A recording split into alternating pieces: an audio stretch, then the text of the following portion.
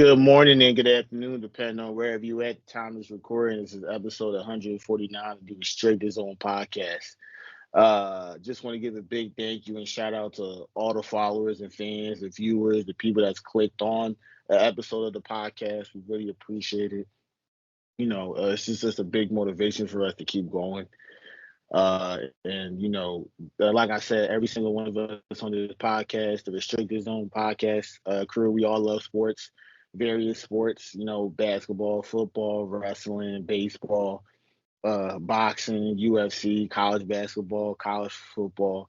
We for some of the sports that I just named, we don't have an episode yet, particularly the UFC, but that'll definitely be coming up soon. Be on the lookout. Baseball episodes will be coming back too, so just be on the lookout for that. And overall, just leave a like, comment, and subscribe. However you're watching this video, whether it be via YouTube, the video, or you're watching it on streaming platforms such as Apple, Spotify, and etc. So, thanks a lot for everyone tuning in, rocking with us. We're rocking with you guys, and we really appreciate it. And like I said, you guys showing the support and love through YouTube and other platforms. We don't take it for granted, and honestly, it's just a big motivation for us to keep going. So, appreciate you guys and thank you. So with that being said, we're gonna hop into the episode. It's a solo episode. Probably the only solo episode of this podcast. So maybe this will be a trend. Maybe I'm starting it off with this group. With this podcast. So maybe other people on the pod will probably, do their own individual episodes. But after watching the episode with my co-host Johnny, shout out to Johnny, just Johnny. The advocate, no, the analyst, not the advocate. I must be saying this term wrong. So if you hear this, Johnny, don't hurt me, man. I'm just a little bit jumbled up in the mind. But with that being said, we talked about Coach Cal. We tried to give some predictions on the matchups this past weekend. But the whole topic honestly was really centered around Coach Cal in Kentucky because they're the ones that ruined my bracket. They probably ruined everyone I know's bracket. It's just one of those things of, and then when you look at it and you really look at it on the service, that's just the service level, just the bracket being broken. But like I said before in the episode, if you haven't watched on episode 148, I'm a big Kentucky fan. I've been rocking with Kentucky since John Calipari came. To be honest with you, I followed John Calipari primarily because I was watching Derrick Rose. Derrick Rose I said this off the air. I told some people on the who I speak to, like Derrick Rose is kind of like what kind of got me into basketball. Like as a young kid, I've always followed basketball. Like I always knew what the main stars were: Kobe, Bron and Tracy McGrady, AI. I'm a '90s baby in '98. So I grew up within the early 2000s and up into the 2010s. So I always knew the main stars. I played all the basketball video games, but I wouldn't call myself a basketball fan where I paid, super real detailed attention to the little things, the nuances of the game. And so honestly, you could say Derrick Rose. I just happened to be watching the game with my cousin, and we was watching the Memphis Grizzlies. We was watching the Memphis game. I forgot who they were playing, maybe, but they were playing them, and I remember watching Derrick Rose and him just the way he played, how fluid and athletic and dominant, and he was easily one of the most entertaining players I've ever seen, honestly. And I kind of got hooked on, college basketball, honestly, at that point too, because I'm a big college basketball fan. Honestly, I kind of love it a little bit more than the NBA, but I'm a big college basketball fan. So you could say kind of like John Calipari kind of made me fall in love, not him per se, but the players that he's coached, and most importantly, Derrick Rose, who to this day is still my favorite point guard. Just because he kind of brought me into the game. It's kind of a lot more than just the fact of that he's just, a basketball player. He kind of made me fall in love with the game, because of the way he played the game too. And next thing you know, I really started paying attention to the game. Like, man, Rajon Rondo became one of my favorite point guards. I love Rondo. one of my top 2 point guards is D Rose and Rondo and Chris Paul. Even though Chris Paul definitely has a better career out of those two, but those are my 3 favorite point guards. I love them. I really, they're like really my favorite. But not to get off topic, but Cal, he coached Derrick Rose. So, and then the following year, he brought Tyreke Evans, a guy from Pennsylvania, Chester, Pennsylvania. I'm from Philadelphia, Pennsylvania. The guys on this podcast from the Restricted Zone, most of us come from the tri-state area. Some of us in Jersey, some of us in Philadelphia. So, I've always followed Cal in terms of, because he brought the most electrifying, dynamic players that you'd probably ever see, like that Derrick Rose, Tyreke Evans. Then he went over to Kentucky, right? And he brought the monster recruiting class, Daniel Orion, Eric Bledsoe, John Wall, DeMarcus Cousins. I may be forgetting somebody, but Daniel Orion, John Wall, DeMarcus Cousins, Eric Bledsoe. I may be forgetting somebody in that class, but he brought a dynamic class. John Wall, of course, the centerpiece. He was another dynamic guard that I fell in love with, and it's like, and so I've had to study Cal, because like how is this guy? Yes, he's the coach, but how is he recruiting some of the most dynamic point guards in the game? How is he doing that? So I kind of really started paying attention to Cal a lot more, and that's why I say Cal and Derrick Rose, and just overall, they kind of really piqued my interest in basketball to a level to where now at this point in my life, like I'm 24, just to know that the analytics, I'm so into the game of basketball now, and it's really because just because of Derrick Rose and John Calipari, who's bringing in some of these dynamic guards that year in and year out.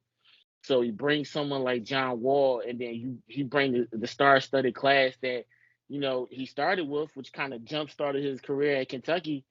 And it's like, from year in and year out, the next year he had Brandon Knight. They made the Final Four. Then he won the title in 2012. Then the NIT, because really Nerlens Noel went down with the foot, and I think he broke his leg, or he tore his ACL. I believe it was the latter. He tore his ACL. And then Ryan Harrell just never panned out. But come to find out, he was dealing with some stuff, some real personal stuff. His father had a stroke. And he was dealing with a lot of stuff outside the court that just, it didn't keep his mind on the court. And then 2014, they struggled so mightily. Then next thing you know, which honestly was probably the funnest times ever, because that 2014 squad was like, they were kind of like this year's squad, the 2023, 2024. They struggled mightily during the season. I don't even want to say Kentucky this year struggled mightily during the season. They just lost to teams they just shouldn't have.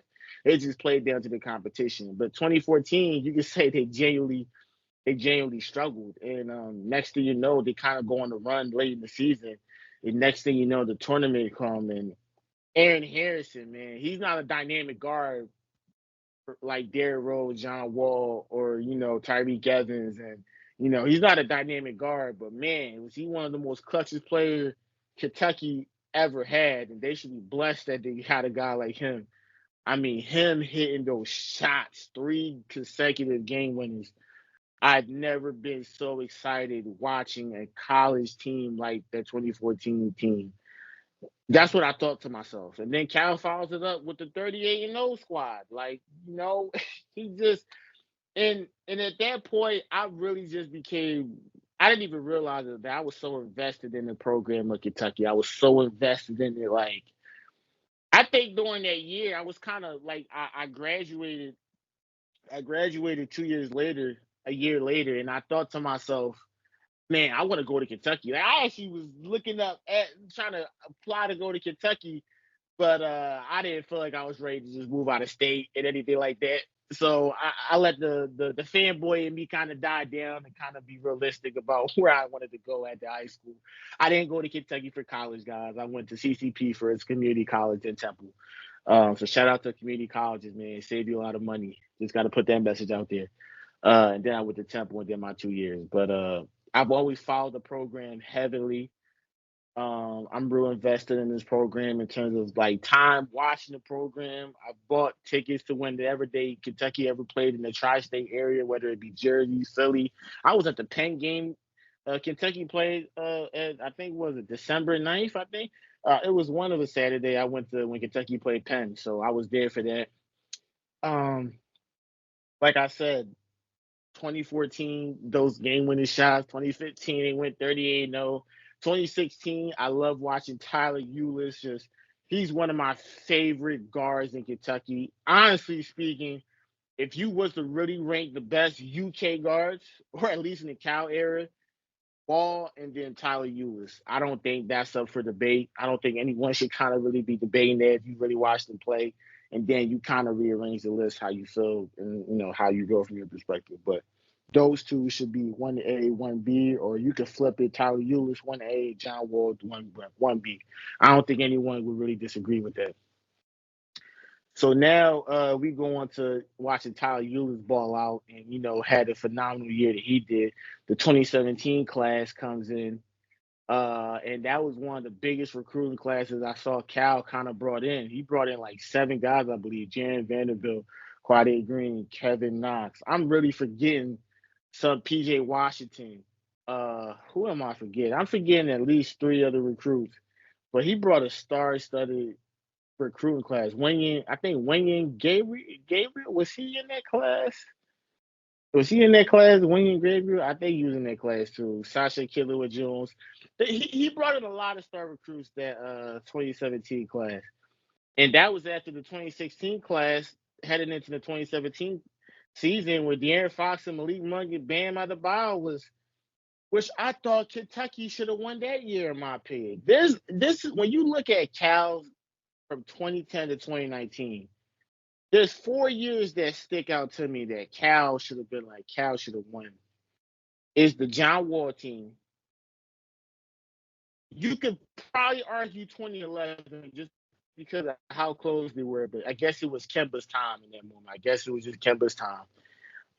You could argue the 2014 they should have beat UConn and they lost, but that led to Shabazz Napier's iconic quotes that kind of pushed forward what the NCAA is here now. He should have won the 24. He should have obviously the undefeated season going 38-0.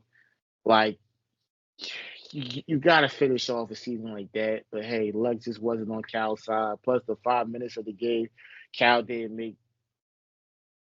You would have think years back what costed that team was because Cal decided to stick to Aaron and Andrew Harrison the final 5 minutes of the game, and you would have thought he learned his lesson because he never got back to that point in 2015, and he kind of redoes it again with this year, and we'll touch on that a little bit later on. But he should have won it with that 38-0 team. He should have won it with De'Aaron Fox, and I think high key he got robbed with that team with Tyrese Maxey, Emmanuel Quickly, Ashton Higgins. He got robbed with that 2019 to 2020 squad because of COVID. They kind of shut down the season, and I felt like, honestly speaking, that was a squad that could have probably brought Cal to a Final Four or possibly a championship. I feel like that squad was that deep and talented enough they could have made the runs to go ahead and do that. I mean, Nick Richards played out of his mind. Like he played out of his mind that year. So that's what led to him getting drafted. He's on the Hornets now, thriving with them. And it just goes to show you like Cal has had it used to be like a pride of thing, like, oh, Cal, he's done this, he's got 4 Final Fours, all these Elite Eights, Sweet 16s. He was regularly winning the SEC tournament during those 2010 to 2019 years. And it's like you couldn't look at a coach who had a successful run in a decade like Cal has had. Like he had a phenomenal first 10 years. His first 10 years is really his first 5 years. If you take out the NIT, that was probably the best stretch of what a coach you could ask for to bring to a university. Like he put that program to heights where I don't know what coach would come in and be able to bring Cal that could match his Cal best in that 5 to 10 year span, because it was just unreal what he was doing. And when you look at it now, when you look at that lifetime contract Mitch Barnhart gives, I'm so conflicted on it, because me personally speaking, I'm still of the ladder. When I first heard it, I didn't know how to feel about it. I didn't know if it was good to give someone that much, to give them that much power, to give them that much, and you couldn't say at the time it was wrong not to do it, because look at what he's done prior to that. And Mitch Barnhart definitely deserves a good amount of blame, because now we're in the position we are now as a Kentucky fan, the program, where it's like we're stuck between a rock and wall. But he definitely deserves a good amount of blame for that. But I'm gonna be honest with you, who would have ever thought that Cal would have a stretch of basketball entering the 2020s the way he's had the past 4 years, the past 4 to 5 years? And I don't think anyone saw Kentucky sliding like this. I never expected Kentucky would get upsetted as a 1 seed to St. Peter's. We lost to Doug. I mean, Shadeen Holloway was a phenomenal coach. I love him as a coach. I mean, but I just hate that we ended up being on the wrong side of history for that. Following up the next year, we get to the second round, but that was only because the Providence coach, the whole roster on Providence was kind of like a little bit out of sorts. So that played to our advantage. Kansas State beat Kentucky, and Kansas State actually beat Kentucky in a 1 year too. I actually forgot. So I don't know if it was the Shea Gillis Alexander team that they lost to, but um, and then follow it up again with this amazing, talented roster. Like, so much talent on his roster. You still He gets bounced out by Oakland. And I thought it was Oakland once again, like Oakland Raiders. And like their Oakland Raiders is like a pretty solid, the Oakland Soldiers, I think. I said Oakland Raiders, excuse me. The Oakland Soldiers, the NCAA, usually the D1 school, I think K Felder went to.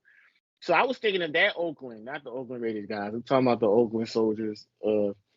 But to see that was an Oakland based in Michigan, not even the Oakland, it's kind of like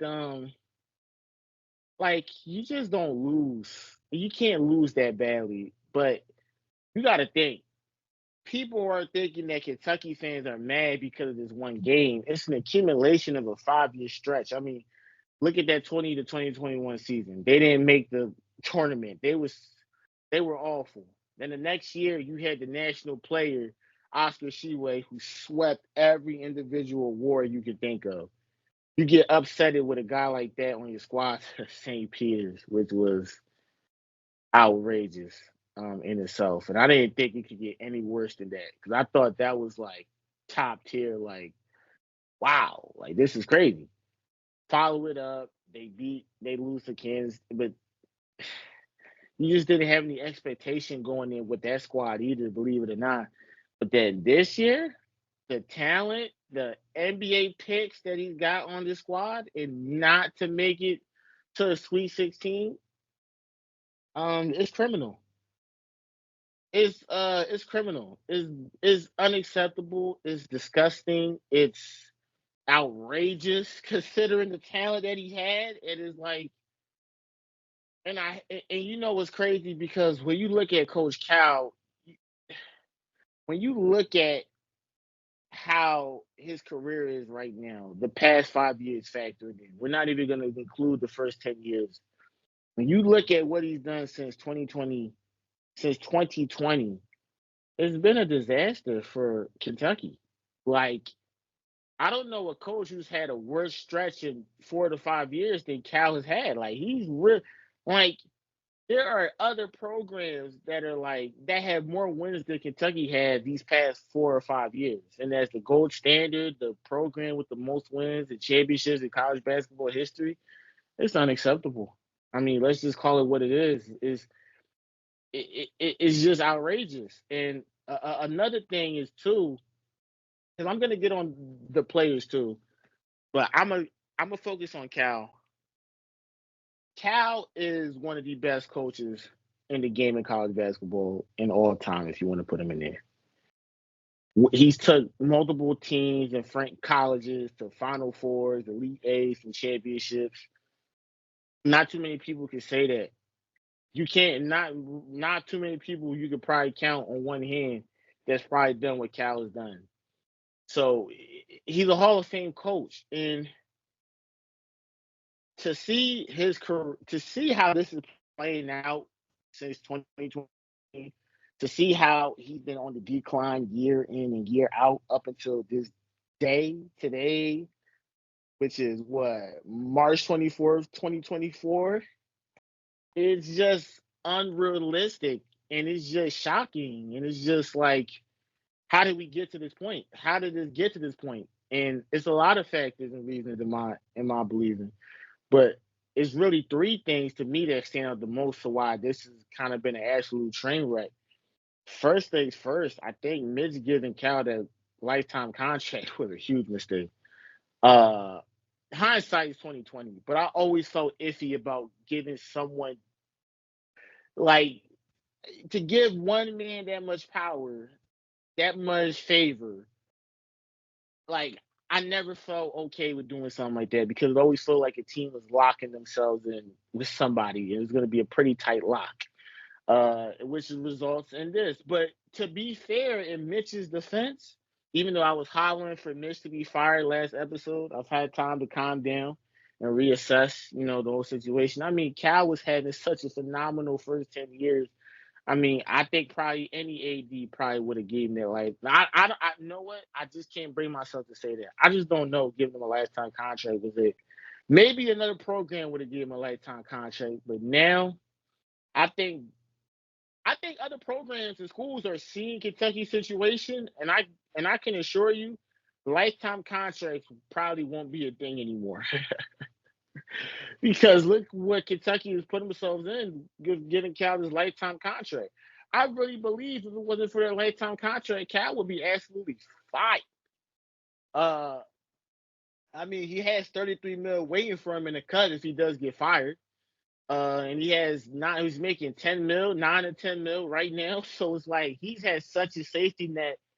It's kind of like what I alluded to in the last episode. Like, I don't think Cal cares anymore. I mean, you know, you know because it's like, what more has to happen? What more does he has to have in order to actually win an NCAA tournament game, which he hasn't done in 4 to 5 years? Excuse me, minus the second round. Like, what more does he have to do? Like, I'm not even looking forward to next year's class because it's like you had easily the most talented roster you had this year that you had in the past 4 or 3 years, and you couldn't even get out the first round. And not only that, I watched Awful Coaching. I don't know if you guys have seen him, Awful Coaching. He popped up when Kentucky lost, and just seeing the defensive breakdowns that he was doing in his video, you just kind of had a sense of, it was like, man, did Cal even prepare for these guys? Like where was the preparation at? Because it didn't look like it watching the game. It didn't look like those guys were prepared. It didn't look like those guys knew who were all the shooters were on the squad. I mean, Jack Goldie wasn't the only one hitting threes. They had other guys hitting threes, not as consistent as he was, of course, and not as many as he was, but they left a couple of shooters open, and then Cole hitting that game-winning three at the side. Rob Dillingham helped off him, which, once again, man, it was when he shot that three and it went in. I knew it was over at that moment. I knew nothing Kentucky did could have brought it back up, and I just sat down in my chair in defeat, and I just kept rethinking to myself, how did Kentucky fall this low? How did we get to this point? What happened? What's wrong? The defense was an issue all season, which you gotta blame Cal because you had a whole season to work on defense. How, like, why was the defense so poor? Now, granted, 50% of it is coaching, 50% of it is just effort. Like, those guys, Where was the effort at on the defensive end? Why was guys not playing with an effort and vigor? Maybe that falls on the coach, but that falls on the players too. And then Cal, once again, like Cal is such an amazing, like as a putting aside a coach, as an amazing guy himself, I've always seen Cal do some of the most charitable, humane, genuine things that it makes you fall in love with Cal as a human being. There's nothing to say about Cal as a person, but as a coach, as an X and O's coach, and he's been awful these past couple years. And it's just kind of like, and then when you and now the thing that he brags about is, oh, I had these many draft picks, I had these many guys, this, that, and the third. Well, I mean, let's go through the list of guys he's had. Like he's had like I said, John Wall, DeMarcus Cousins, Eric Bledsoe, Brandon Knight, Anthony Davis. They won a title with Anthony Davis and Deron Lamb, Marcus Teague, and Michael Kidd Gilchrist. You had so much like Julius Randle. You had like all these talented players you had. Malik Monk, De'Aaron Fox, Shea Gilgeous-Alexander, Tyrese Maxey, Emmanuel Quickly, PJ Washington, Tyler Hero.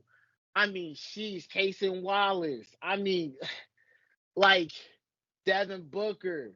Uh, like he's had all this talent. Jamal Murray. Like what names are popping up? I feel like I'm forgetting a few names also. The Kentucky fans will drop them in there, but I feel like when you look at all that talent he's had through the years, and you only got one title to show for it, it's like it's almost kind of. I mean, yeah, that's an accomplishment, but you don't get NBA draft pick banners in Kentucky or college basketball. You don't like only one title to show out of all that talent you brought in, Bam Adebayo. I mean, what? Like, let's really be honest with ourselves. Like, how do you? So it's like I guess it's great for the recruits and kids, like they love it. But as a Kentucky fan, it's just all right. That's nice and all to get these draft picks, but we're not winning. We're not establishing nothing. And it's just like these past 5 years, it's kind of been like to see Cal reach the heights of his glory with Kentucky, to see the heights of his glory at his peak, and then to see him now as of today, to see where he's fallen, getting upsetted twice in the first round as to a 15 and 14 seed, is not making the tournament one year, missing the tournament in 2 years, and then one time you advance, you only get to the second round, and it's like you look at these recent performances, and it's like, well, how do you justify it? How do you keep saying? How do you sit there and say Cal's the guy, Cal's the GOAT? I mean, Cal's the coach for your program moving forward. When you look at the past years of failure, and it's just like, what's enticing about that? What would make me excited or hopeful about next year when he couldn't win it with this year's squad, the most talented squad he had the past 4 to 5 years? It's kind of hard.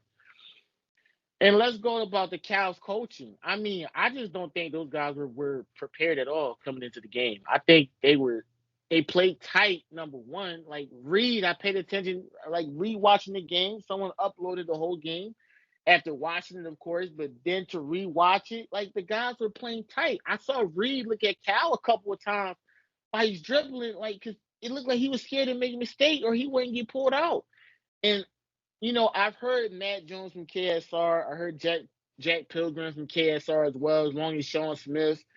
Like when the coach is scared and tight, the players feel that, and they've absolutely played like that. Tight. I mean, Rob and Antonio Reeves and Trey Mitchell was playing like themselves, but it was no coaching adjustments. The defense was solid. You asked me the first 7 minutes, and then it kind of just went AWOL.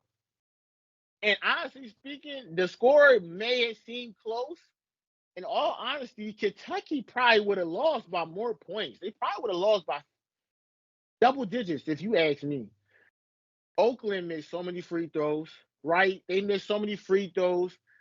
And Jack didn't even hit all his 3-point shots. He really should have had like more than 10, but he missed like 3 or 4. And out of those 10 3 points that he made, I could only say 3 was seriously contested. 3 to 4 was probably seriously contested. It was 3 threes he took. He only took 1 dribble. And I just feel like a guy like that, when he doesn't even shoot twos. The whole scouting report. Like, if you watch NC State when they played Oakland, they didn't even play defense super, super well, but they played the defense that Kentucky should have played. And watching Jack miss the shots down the line of the game was so much pain, because it was like, it's like Kentucky should be playing right now. Rob should Reed and Rob and Reed should be like, you can't waste those type of talent and pieces, man. You just can't. And I was saying this on the last episode. Any coach you put in, if you put Kentucky, if you get a different coach like Jay Wright, Bill Self, uh, like, man, Tom Izzo, or like, you get a coach, like, you just don't lose those type of games. And I feel like none of those coaches would have lost to Oakland. But here we are. Cal lost. He got out coached. Point blank period. Let's call it what it is. Let's be real with ourselves. He got out coached. It's not the first time that he's been out coached this year. And then you got to look at this season. I mean, not just the loss to the tournament. Let's talk about the build up to the loss. They lost to some teams during the regular season. And Kentucky you just don't lose to those type of teams. You had a 3-game home streak where you guys lost consecutive games. That's never been happening in Kentucky history. He was on the wrong side of error. You can't even say this regular season was successful, because outside of the major wins, which, yes, you give them credit where credit is due, they had an average regular season. They should have did more in the regular season. Those 10 losses in Kentucky, they really should have only been 5 to 4 losses. To see, like, and then the SEC tournament. You keep saying we're built for March. We're built for March. We're built for March. You can't say we're built for March and deliver performances like you did in the SEC tournament, and then to follow it up with the NCAA tournament. You cannot say we're built for March and you give us performances like that. You can't do that. Who's gonna believe in his words now? Like, that's another thing with bringing him back. When you lose value in the words of a man, it's kind of hard to kind of reestablish and bring that back. Like it's like it's nothing that excites me with Cal. Like, his post game conference was like, it was just like, I just rolled my eyes and was just like, I didn't even finish the whole post game prop, because the first couple of minutes he just said all the wrong things to me. You would think he didn't show no humility. He didn't show any, like, you know what, this was completely unacceptable. I was out coached. Like, no humbleness, no humility at all. And then he says, well, I hate that the loss this season is going to be defined by this loss. No, no, no. This loss defines you. As much as I'm going to talk about these kids and kind of, point out their errors and where they went wrong, it's not their fault, because the coaching preparation comes first and foremost.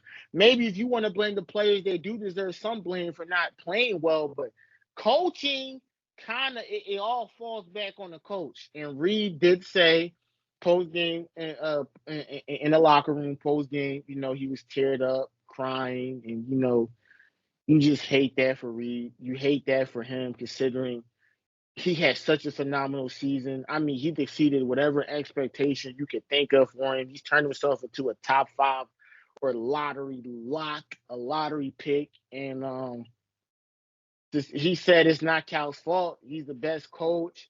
It's not on us. We're not on the floor. We're not the one playing the game. We're not the one playing defense. And to some credit, Johnny, my co-host in the last episode, was trying to argue that, but I was too hot. I didn't want to accept that, because to me it just feels like he's just defending his coach, which I would expect.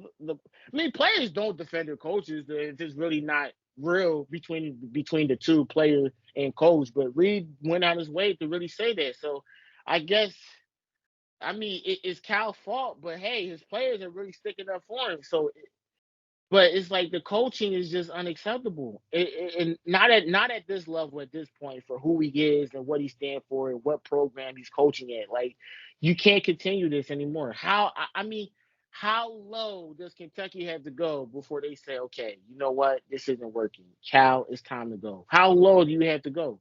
Because this is a pretty, like, Kentucky's kind of like the joke of college basketball now. We're gonna be honest with us. 2 first-round exits in the span of 3 years. That's, come on now. Like, let's be real with ourselves. So now this is my thing with Cal. Nonetheless, his coaching in the lineup adjustments. Now Cal, like I said, he's costed us an undefeated season back in 2014, 2015 by not playing Tyler Lewis and D Book down the stretch when they clearly were playing. They should have been playing. To think he would, so the recruiting class he brought, DJ Wagner, Justin Edwards, Aaron Bradshaw, Rob Dillingham, Reed Shepard, Jordan Briggs, Joey Hart. Jordan Briggs actually had a few nice moments this year, so I hope he comes back. Probably not, in my opinion. I don't think he'll come back, but if he does, I would love for him to come back. DJ Wagner and Justin Edwards, they're going to be the main focus. DJ Wagner was a top five recruit, I believe. He was a top 5 recruit, and I think he was the number 2 point guard in his class. I think behind Isaiah Cody, I believe. So he was a top 5 recruit. He was probably the number 1 recruit for as soon as I remember him being on the rankings from a sophomore year, he's been like the number 1 recruit, and then he kind of dipped off a little bit to number 5. But overall, he's a top 5 talent, 5-star recruit. Justin Edwards was projected at one point to be the number 1 pick in the draft before the season started. I remember it very vividly. So the excitement coming into the season was like probably off the roof because we're thinking to ourselves, especially at the team, especially when they played in Team Canada and they won the gold.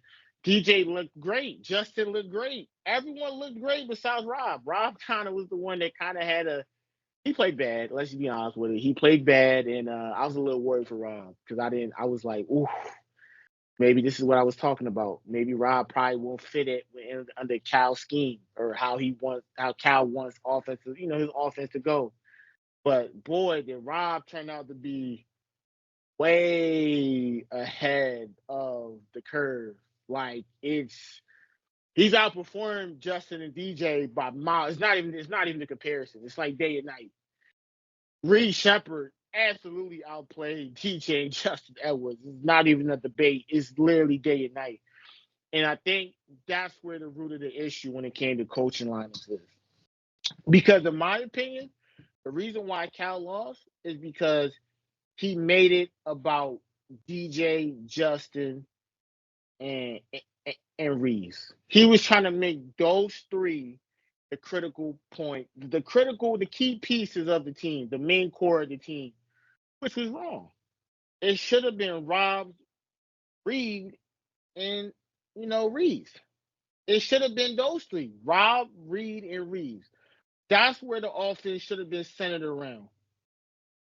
You got Reed and Rob Dillingham, 2 projected lottery picks, 2 projected top 5 picks. Some mock drafts have Dillingham from 3 to 5, 3 to 7, no less than 10. I saw the Ringer had Reed Shepard as the number 1 pick at one point, which Kevin O'Connor is the one that wrote the article and is like, shout out to the Ringer, but Kevin O'Connor was the same one that said Killian Hayes would be the number 1 pick in the draft. So you got to take it with a grain of salt. No disrespect, but the Ringer, I don't know. But Reed Shepard as a number 1 pick, I certainly wouldn't pick him number 1. I don't care who gets a number 1 pick in this upcoming draft. Reed is not number 1. Point blank, period. I wouldn't do it personally. You got 2 projected lottery picks off the bench.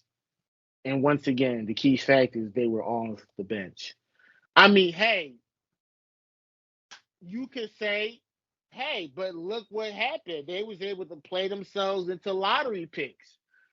But that's also a problem too, because yeah, they played themselves into lottery picks, but it's like they both didn't. It didn't. When you have that type of talent at your disposal, she don't lose in the first round of Oakland. You just don't. So that's another indictment on Cal.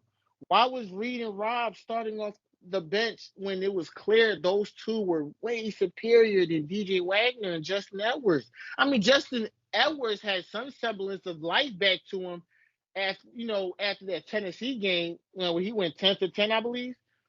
Or I don't know if it was that game exactly, but he went 10 for 10. He just had it, and it was like, okay, he started shooting well for the rest of the season. So he kind of redeemed himself and but he was considered the number one pick in the draft before the season started. And where he's fallen to now, you could say he was a disappointment. Or you could say the expectations for him was just it was just overreaching, because it was just like, I don't know, watching Justin Edwards, I never thought he was a number one pick, but hey, would he be a top 5 or top 10 pick? I thought he would. So I said, hey man, we got the recruits, we got some experience in Trey Mitchell, Antonio Reeves, DJ Wagner, and I said it before and I'll say it again in the last episode. He's probably the most disappointing Kentucky point guard, a 5-star point guard Kentucky recruited since Isaiah Briscoe. You could throw Quade Green in there because he was absolutely disappointing in itself too. And but like caliber, like as a top 5 point guard recruited in class inside your respective class, DJ Wagner probably the most disappointing since Isaiah Briscoe. And I hate that I even have to say that because I love DJ Wagner. But man, he is I mean, let's just call it what it is. He had a bad season. I mean, granted, some of it was due to injury, but prior to that, he was playing okay, but he wasn't playing like he should have been starting. Uh, and you know what? I think that really hurted DJ a lot more than what Cal really thought, because DJ just wasn't as good as advertised. Let's just call it what it is. He just wasn't. And I think for Cal personally, I think that was his downfall. Part of his downfall was because Justin Edwards, DJ Wagner, Aaron Bradshaw, your biggest top 3 recruits of the class. They're all from the tri-state area too. Justin from Philly, Wagner and Aaron from Jersey. Which hurts even more for me, coming from the tri-state area, Philadelphia in particular, to see them have horrible, damn near awful freshman campaigns. I mean, and I think for Cal, I think I really believe Cal thought he was gonna get that.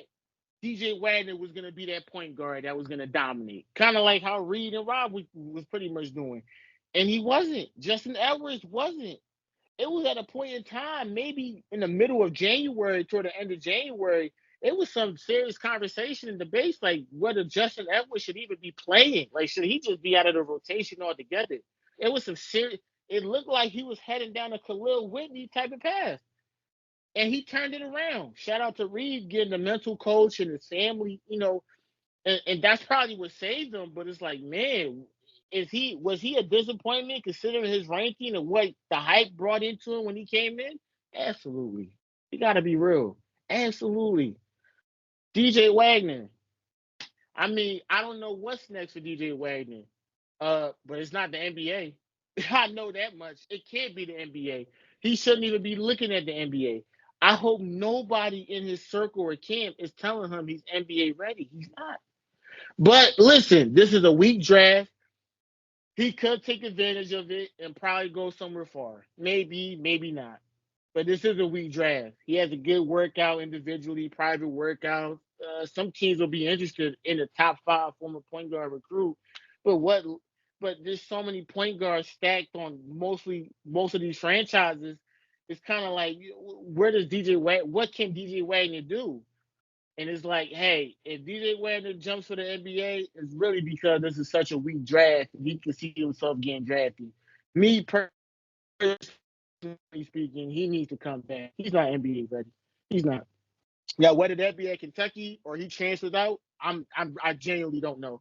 But I'm really not even going to put the NBA as an option for Wagner because he's not an NBA.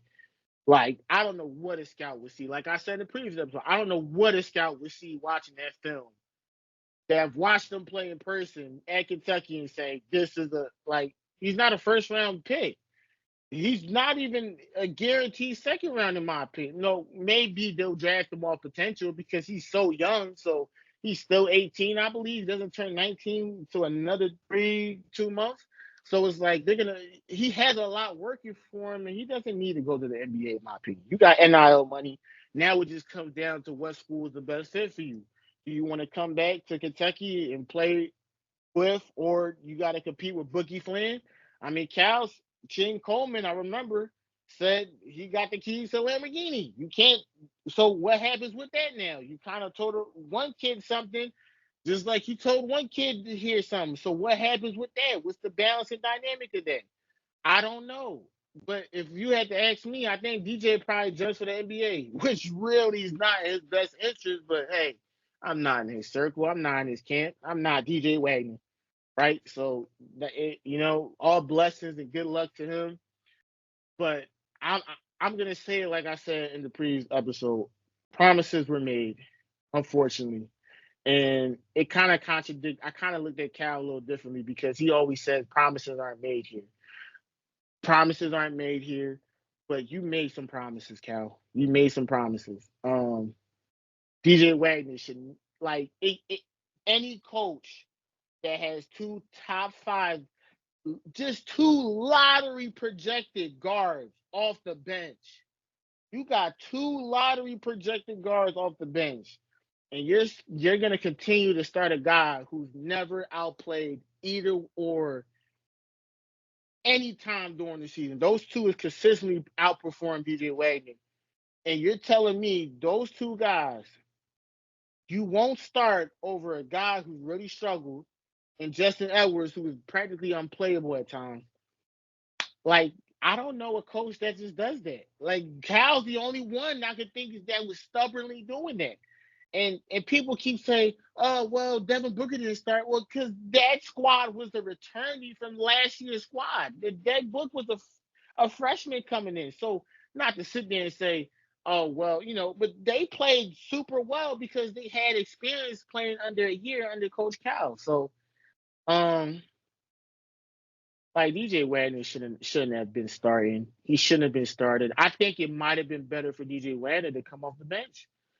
It might have hurt his ego, but hey, when you go to the NBA, you'll be coming off the bench, DJ Wagner. So don't take this. Prepare yourself for what, because you're going to the league. So that's your end goal. So prepare yourself for this. You're not going to start off the bat when you get to an NBA franchise. You're going to be off the bench. You're not going to be a lottery pick. So Cal should have put him to the side and told him, like, hey, man, we got to win. And winning with these guys give us the best chance to win. And you're going to come in and do your thing and give us an even greater chance to win. That's how it should have went. But, hey, Cal, promises were made, man. Believe it or not, promises were made. I don't know what Cal told his father. I don't know what he told his mother. I don't know what he told whoever is in his camp handling his, but promises were made. And it showed throughout the season because when it got to an absolute definite point that Reed and Rob really should be starting over DJ, Cal still stuck to his gun starting DJ, which I mean, he had a few nice games here and there, but he wasn't starting level. Like, he just wasn't a starting level guard. He just wasn't. So I don't know what's DJ's situation going to be like from here on out. I don't know what he got planned. He shouldn't go to the NBA, in my opinion. He needs to come back. But I don't know if he's going to come back to Kentucky. I don't know. Maybe he'll go to a different, I don't know. But he's not NBA ready. Justin Edwards, he played himself into a late first round, early second round. Maybe he'll bank on that. I don't see Justin Edwards coming back for another year. I think he'll leave. But he should come back. He should come back, but he won't. And it's fine too. I mean, you can't tell these kids what to do. We don't have their talent or basketball skill or physical makeup or anything like that. We're just fans. But Man, I wish if my input could be valued. Justin, you're not ready for the A, man. Come back another year.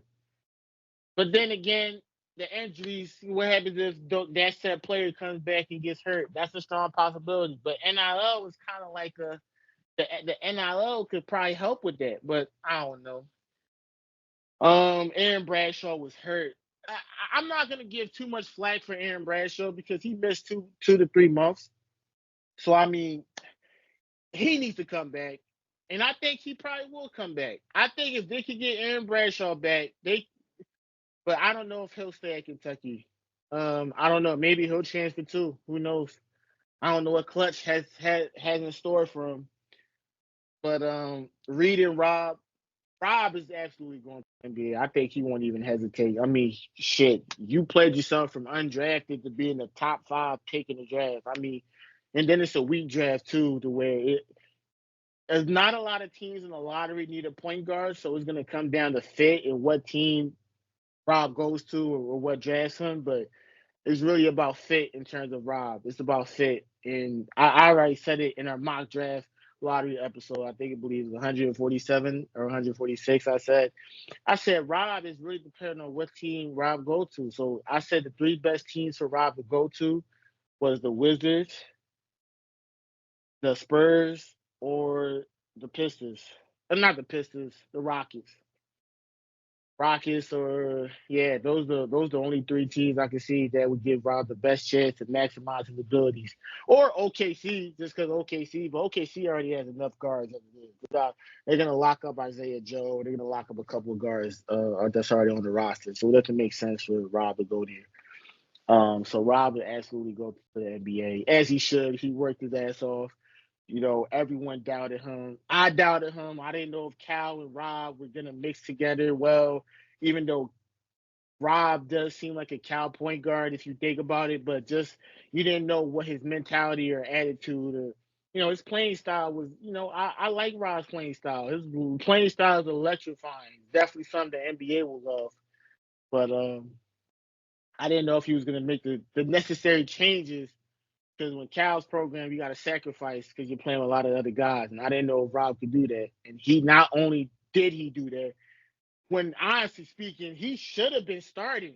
I mean, he didn't complain one time. And especially knowing that Rob was out playing DJ all year and he never complained, just came in, did what was asked, and Rob got his first. Unfortunately, he wasn't able to ball out in March Madness like he should have, but hey, at least Rob played himself to where he could take care of his family. So shout out to Rob with the shifts, Shifty Rob Shifty, R Swift R. I'm just making up names just to cheer myself up because as a Kentucky fan, the college basketball fan, it's just disappointing to see Kentucky get bounced out like that. It's just not fun at all. And they busted my bracket.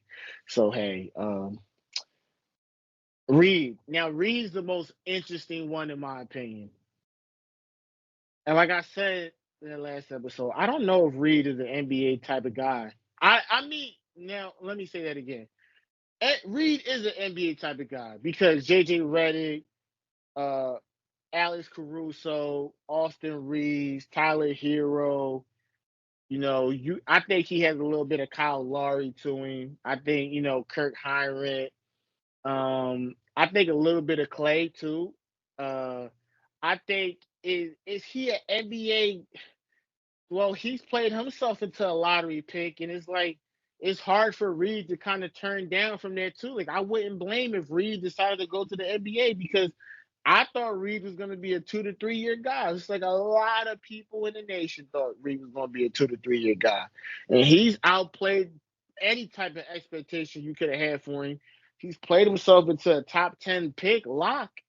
And at this point, it's kind of like, do you tell him to go back to school when he's a lock already? It's kind of hard. I mean, this is the weakest draft. Next year's draft is pretty much a lot stronger than this year's draft. So it's like Reed is never going to get his draft stock as high as he did this year. So it's like that's the dilemma for him. Do you go? Do you not go?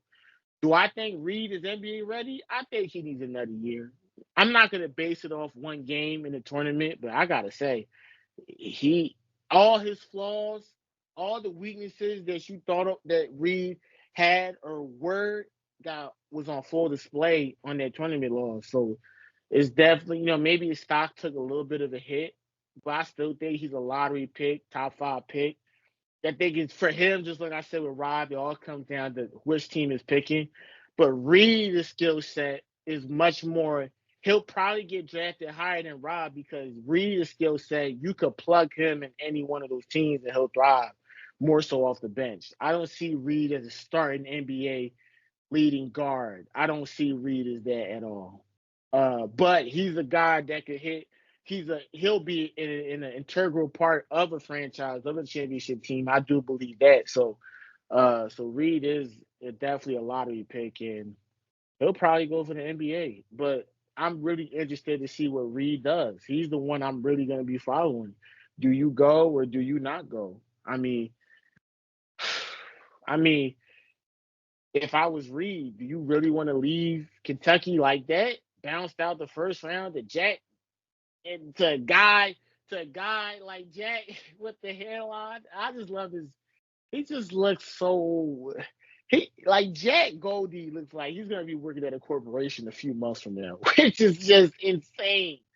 But Kentucky don't lose to guys like that. And all credit to Jack Goldie in Oakland. They played their game. They came in with a plan. They was prepared. They dominated, outcoached Kentucky. They deserved to win. Kentucky didn't. Kentucky should have won that game. And hey, that's March Madness. It's gonna bring the madness to full effect, and it's gonna bring the madness out of you. Not to get off topic, to bring it back to Reed. Is Reed honestly okay with leaving Kentucky and having his legacy end off like that? That's gonna be the big question for me. And I don't know what his parents have in store. I don't know what they're talking about. I don't know what's in the play for him. I don't know what's next for Reed. Uh, Honestly speaking, I got a gut feeling he'll go to the NBA, but I wouldn't be surprised if he came back just because he doesn't want to leave things on the note like that. Because he played one of the worst games of his career on the biggest stage that mattered the most, and that's got to take a lot of factor coming in. To scouts and just himself. Like, is this how I want to leave? Like, your dad had a phenomenal legacy at Kentucky. Your mother had a phenomenal legacy at Kentucky. Do you want to leave Kentucky with that type of legacy? And that's something to really consider for Reed and factor in. So I wouldn't be surprised if Reed came back, but I wouldn't be surprised if he left either because he I mean, his draft stock is never going to get higher. He's not going to get taller. He's not going to get stronger. He's not going to get like he's genetically the way he is, what God gifted him, what his parents gifted him. So, hey, maybe Reed will strike the iron while it's hot. And I don't blame him. No one expected him to be at this point, but here he is. So, a dude, Thiero, I've seen him on a lot of next year mock draft. I hope he comes back. And I hope Cal makes him a factor next year and not make like this team is so talented. And the only way I could see this salvaging is if Cal was to bring back at least half of the guys from this team and bring them on top of the freshman class because you need to. And I don't think those guys oof, it's a lot of stuff. I don't know what's in store for this program. I don't know because they can't do anything until they know who's leaving and who's not leaving. So it's just tough. Um, and then like I said, it's just disappointing. It's unacceptable. But like I told you, like Cal, we're built for March, and then you give us performances like that. You can't justify that. You can't justify that. And like I said, I remember he said, "What's the worst they can do?" I remember hearing him say that. What's the worst they can do? Fire me, or whether that was that was just that comment just never sat right with me because it was like, who jokes about that? Because I think most people when they get fired, that's absolutely the worst thing that can happen to them. But I guess when you're a guy that has a 33 million cushion net safety right underneath you, I mean, hey, maybe I wouldn't care as much either. And I don't like saying that about Cal. Do I think Cal cares? I don't know anymore. I couldn't tell you anymore. I feel like he does, but the product on the court says he doesn't care. Seeing how guys are unprepared and tight and defense have never been fixed or adjusted, or no defense was made, no defensive adjustments were made besides the little zone they played. It's just, I don't know. But does Kentucky need to fire Cal? Like I said, I hate this for Cal. Like, I don't want, like, this is the worst thing for a Kentucky fan. I think people really didn't want to see Cal lose. I don't think people really wanted to see Cal lose. They really wanted to see Cal go far with this team, so we didn't even have to have this conversation, this nasty conversation. But he's let us down again. And I don't see what better replacement would Kentucky could look for that'd be just as good, if not better than Cal. And that's another issue in itself. But now it's the fact of, do you go into rebuild mode by firing Cal and bringing at least an X and O's coach that is better than Cal, but he doesn't give you the same amount of recruiting prowess? I would assume maybe, but I guess Kentucky is still Kentucky. They'll still get their recruits. But you go to a 3-4 year rebuild with a new coach, because if you fire Cal, it's like you're really firing him. Everything goes with him. And I guess the NIL kind of makes up for it, where you don't have to necessarily care about the recruits or recruiting, but it's like, I don't know, man. I don't know what side this could land on.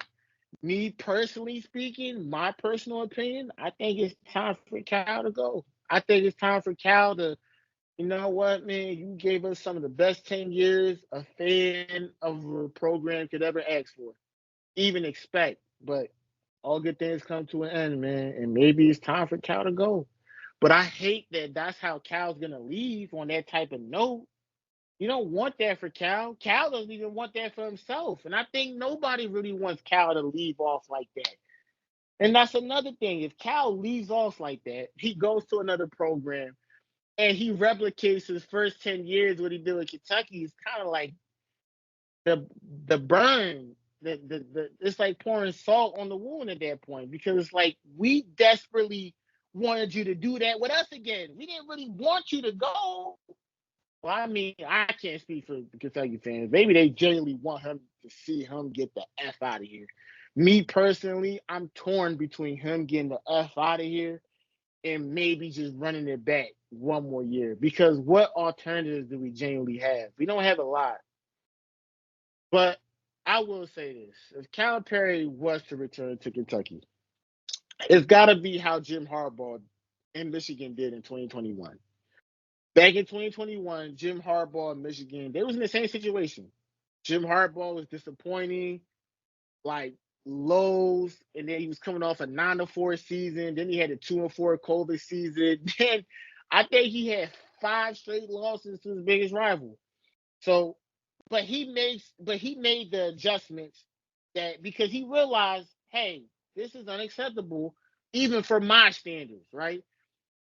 So he really was self-aware and made the adjustments, what I think Cal needs to follow, and really look at Jim Harbaugh, give him a contact, call him and say, hey, because I think he needs to take some real important lessons from there. He realized this, he realized the criticism, he realized all the flaws, and he went to, like, that. I guess he went to the AD, or whoever he went to, and they reconstructed his contract with his salary being cut in half, altogether cut in half, and it was really heavily incentive based, like really, like it was conditions and stipulations, like, for you to reach this amount of money. And I feel like that needs to be done, because I feel like Cal lost his hunger when he got that lifetime contract. He lost his hunger, he lost his passion. He got that lifetime contract, and that was a big cushion there for him. So take all that away, reconstruct that contract. If Cal really is serious about not leaving his legacy at Kentucky like that, and he really wants it, like, to show that he cares, he really wants to win, he'll reconstruct his contract, just like how Jim Harbaugh do. And then Jim Harbaugh, he completely rehauled and rechanged, and he rechanged everything. His methods, his how to approach the game. He changed everything, and they won a championship in 2023. I mean, they've been to the playoffs and had playoff wins ever since. So the real question is, for a guy like Cal, can he humble himself, have the humility, and is he self-aware to do what Jim Harbaugh did back in 21, to have this contract reconstructed, take away that cushion that you have, and you really coaching like your life and your job is on the line, because it'll really be on the line. And what kind of Cal do we get? Do we get the Cal of old, or do we get the swaggy Cal that doesn't care? He just, you know, um, I think that's the only way this could be a mutual ending for both programs. But who knows where this is gonna go? And I've been paying attention. I've been refreshing Kentucky. I've been looking at every outlet about Kentucky, trying to see what's the update on what are they gonna make. But I feel like we'll know by tomorrow, because today's Sunday at the time this recording. We'll probably know about Monday on the radio show. I believe around 6 p.m. I believe.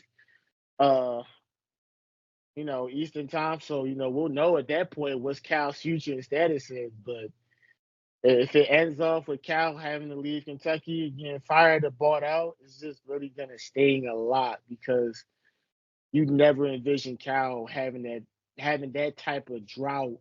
Not only that, and to leave Kentucky with that on that type of note, you just didn't expect it. No one saw it coming. And it just sucks that that's the way he's got to go out. Like, I don't want to remember Kentucky and Cal like that, to be honest with you. He's brought so many great memories. And for him to go out like that, it just sucks. It's kind of unacceptable, really. And you hate that for him. But does he hate it for himself? Can he see the product that he's putting out that is just atrocious and unacceptable?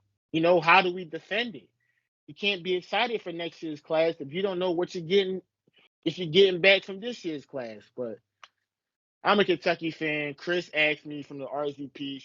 Chris says check out a few episodes, especially the baseball wrestling episodes. Chris, he asked me would I still be a Kentucky fan, and I told him I'm gonna still be a Kentucky fan. I'm gonna still be a Kentucky fan.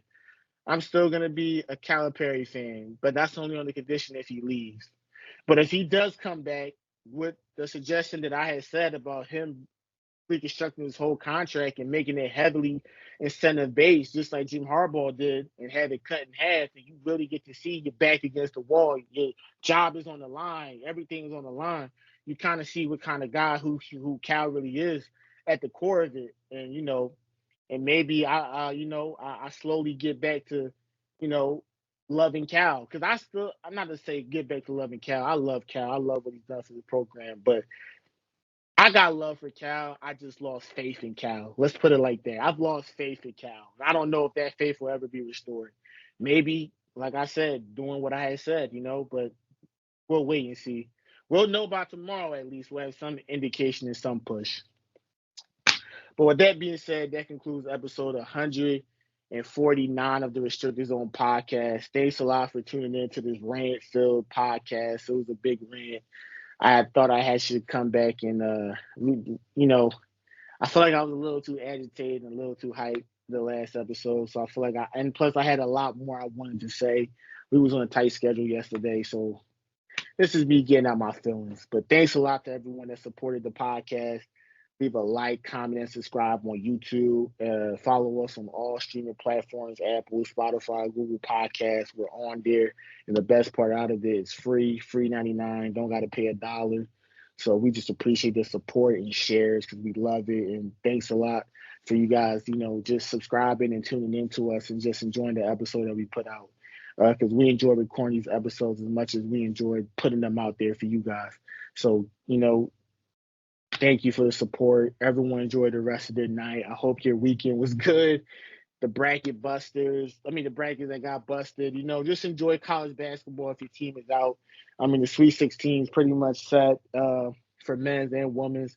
Oh, we are going to do a women's college basketball episode soon, so be on the lookout for that. It'll be me and Johnny again. So just be on the lookout for that. A lot to talk about in terms of there. All right, guys. Have a great night, everybody.